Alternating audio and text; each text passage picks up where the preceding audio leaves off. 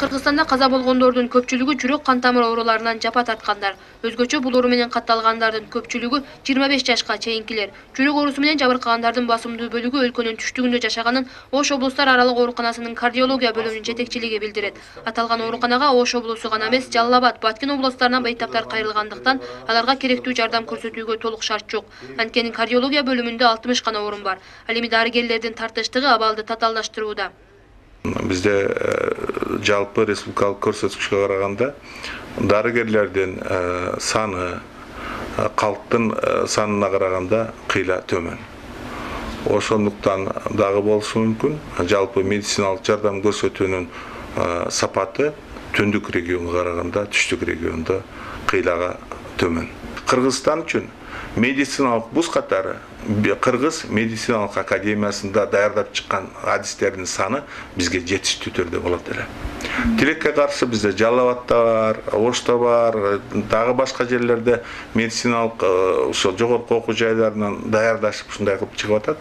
Тилекке каршы алардагы бардыгын эле ушул талапка жооп бере турган билим деңгээли жок. Ошонун натыйжасында, мисалы үчүн 10 студенттин ичинен 3-өсү мындай талапка жооп бере турган болсо, 7-өсү жок. Аны менен Ош шаарында жеке менчик кардиологиялык борборлор аз эмес. Бейтаптар үчүн баардык шарттар каралган. Бирок мында дарыланууга ар бир эле бейтаптын мүмкүнчүлүгү жетпейт. Мамлекеттикине караганда жеке менчик бейтапкананын кызмат акысы гана жогору болбосо, дарыгерлердин тажрыйбалык деңгээли бирдей 29 жылдык эмгеги бар адистер. Мамлекеттик оорукана болгондугуна байланыштуу дары-дармек камсыздалынат. Со оплата, кошумча акы төлөө деген бар. Ал жерде мисалы үчүн 70 жаштан улгайган жалпы эле Кыргызстандын жарандары эч кандай кошумча акы төлөнбөй андан бошотулат. Андан сырткары эмгектин экинчи топтогу майыптары дагы акы төлөбөйт. Анан 3-чү топтогу майыптар баягы 330 сомдун тегерегинде кошумча акы төлөшөт. Бир гана жери эгер иштеп аткан ушул элдин ичинен келип эгер жатып калса, алар 800 сомдун тегерегинде ушунча кошумча акы төлөшөт. Эми менчиктерге барсаңыз, эми кечирип коесуз. Эң бир жөнөкөй примитивный менчик медицина борбору 8000 12.000 ушул сомдун тегерегинде. Эң алдыңкылары бар 16-18 миң сом 10 күнгө. Эң жөнөкөйү.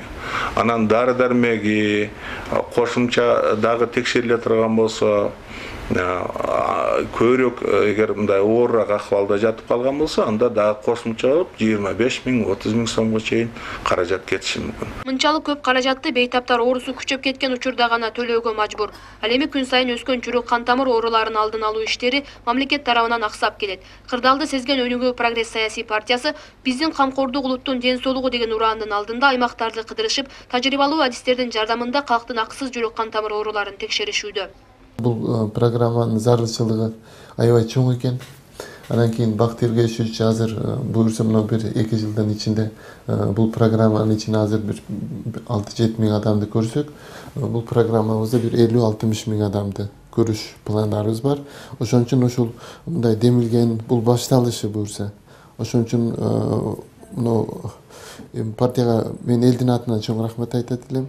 Эл аябай ыраазы. Себеби айылдарга барып, ушул жака келе албаган канча калкты, канча үй бүлөгө жардам берип, түздөн-түз өзүбүздүн кеңештерди айтып көрүп келатабыз. Бул жактан эл аябай ыраазы, чоң рахмат айтышып атат. Өнүгүү партиясынын демилгеси менен өз ыктыярдуу текшерүүгө келгендердин саны арбын. Анткени карапайым калктын ондогон чакырым жолду басып текшерилүүгө чамалары жетпейт. Өз учурунда тажрыйбалуу адистер бейтаптарга кеңеш берип гана тим болбостон, жеринде дарылаганга үлгүрүшүүдө.